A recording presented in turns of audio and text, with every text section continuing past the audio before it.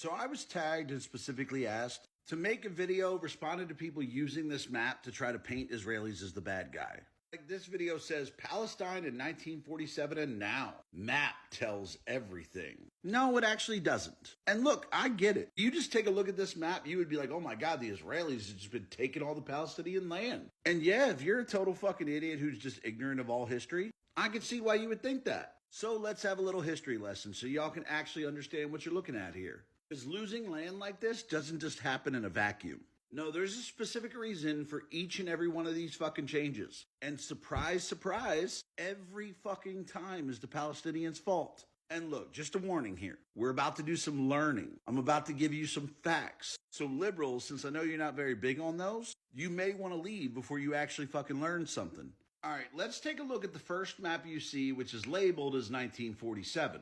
The first lie it shows you on this map is it calls it Palestine. It wasn't called that. There has never been a nation in this area known as Palestine. This was simply the area owned by the British that was given to the Arab people. And these little white areas over here, yeah, those are tiny Jewish settlements. Back in 1936, all of this was owned by the British. And it had a mixture of mostly Arab with a tiny bit of Jewish. And in 1936, the Arabs revolted against the British and tried to murder all these Jews. So in response, the British formed what is known as the Peel Commission. The Peel Commission decided that the only way to have peace was to give each people their nation. So an Arab state and a Jewish state. And the funny thing is, the way they divided it up is a map that's left off this for some reason. So this was how they chose to divide up the land. The Arabs got all the orange here, and the Jews got this little bit of blue. Like at this point in history, the Peel Commission had determined that the Arabs got more than 80% of the land. That's pretty fucking fair. But the Arabs didn't think so. Because while the Jews completely accepted this division, the Arabs revolted yet again and went back to trying to kill every Jew. And we continued on like that for about another 10 years. In 1947, the British brought in the United Nations.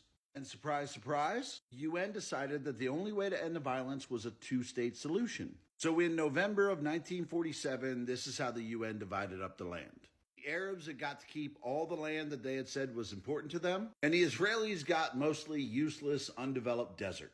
I know it looks like the Israelis got more land here, but at this time in history, most of this was just undeveloped sand. The Arabs basically kept every fucking city, every developed piece of farmland, every agricultural point and water source, and nearly every holy site.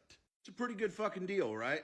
Now, just like back in 1936, the Jews accepted the proposal and the Arabs decided to wage war.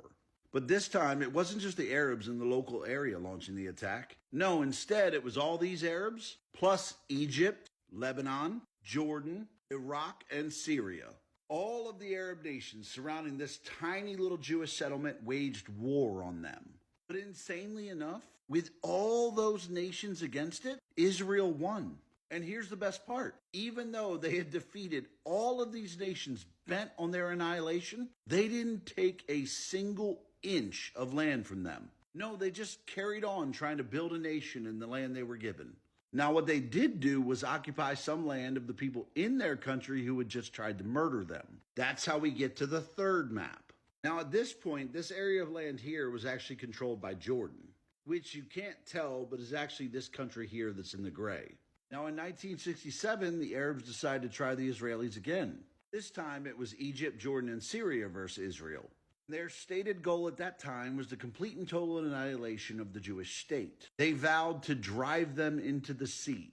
This conflict would come to be known as the Six-Day War. And wouldn't you know it, the Israelis beat that ass. Now, at this point, the Israeli government was actually completely divided on what they wanted to do with the land they acquired. Half the government wanted to return the West Bank to Jordan and Gaza to Egypt in exchange for peace. And the other half wanted to give it to the Arabs who had originally been in the region and were now calling themselves Palestinians, with the ultimate goal to have them build their own country and have peace. I want you to think about that for a second. The Israelis had just defended themselves for the second time against multiple countries bent on their annihilation. And none of their thoughts were about keeping the land for themselves. They were simply trying to decide who they could give it to that would bring the most peace. And you know what? The Arab League didn't even wait for them to make that decision. Because in 1967, the Arab League issued their famous 3 no's. Those were no peace with Israel, no recognition of Israel, and lastly, no negotiations with Israel. So the Israelis had every right to keep everything because they had defeated them in war, and they never even considered it.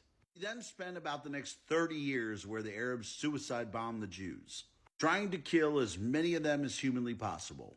Throughout that time, the Palestinian Liberation Organization, the PLO, they just said no to everything Israel offered. So then in 2008, the Israelis offered even more. Israel offered all of Gaza, 98% of the West Bank, and even included additional farmland that Israel had already set up. The current leader at that time, Mahmoud Abbas, he said no. Now, even without any agreement on the table, in 2005, the Israelis left Gaza and gave it to the Palestinians. And instead of developing this little chunk of land that could have been an amazing port, no, they just turned it into a terrorist base camp. The following year, they elected Hamas to be their ruling party. They spent every single bit of their nearly $2 billion a year in international aid on weapons. And since that time, this little strip of land has launched more than 4,700 rockets into Israel, killing thousands. So what the fuck did you expect Israel to do? Just keep dying by rockets from land they gave away? Just keep accepting that the people who lived next to them were trying to murder them?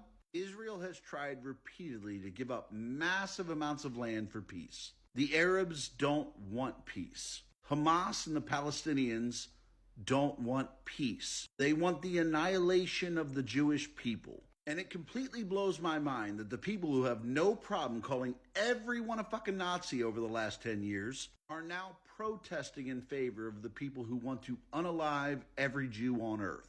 And here's the thing, I'm still holding out hope. I hope that the people participating in these protests are just ignorant of the actual history, that they just don't know what the fuck they're talking about. Because the alternative is really fucking scary. It would mean that people recognize all the steps that the Israelis have taken for peace, all the things the Jews have done just so they can live without the fear of being murdered. They have seen how absolutely unreasonable the Palestinians and the Arab nations can be. That they see the only reason these Arab people have rejected this is because they hate the Jews and they want to drive them into the sea and murder every one of them. Yet they still support them. And that's really scary to think that these people are really that evil. I sincerely hope that this video reaches some of you people who support Palestine. And I really hope it reaches those of you who were supporting it just because you didn't know. And I also really hope that you'll do your own research, that you won't just take my word for it and you'll look it up yourself. Because I know what I'm saying is true. And I know that Israel is not the problem here. And if you do your own research, you will too.